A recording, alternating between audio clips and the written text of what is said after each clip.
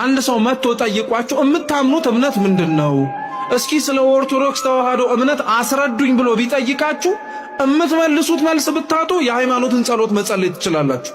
ምክንያቱም የሃይማኖት ጸሎት ቤተክርስቲያኒቷ የምታምነው መስከራም ደግሞ የምትኖርለት እምነቷ ሁሉን የፈጠረ አንድ አምላክ በሚሆን በእግዚአብሔር አብ እናምናለን።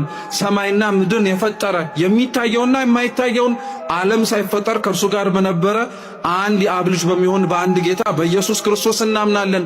ከብርሃን የተገኘ ብርሃን፣ ከእውነተኛ አምላክ የተገኘ እውነተኛ አምላክ፣ የተወለደ እንጂ ያልተፈጠረ፣ በባህሪው ከአብ ጋር የሚተካከል ብለን እስከ መጨረሻይቱ የሙታንንም መነሳት ተስፋ እናደርጋለን።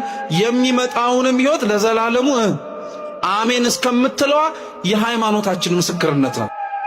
ብዙ ሰው ግን በነገራችን ላይ ምንድነው የምታምነው እስኪ ስለ ሃይማኖት ንገረኝ ተብሎ ሲጠየቅ ግን የሃይማኖት ጸሎትን ወይም ጸሎት ሃይማኖት መልስ አይመስለው። ጸሎት ሃይማኖት መልስም ሰው ስለ እምነቱ ሲጠየቅ መስጠት የሚችለው መልስም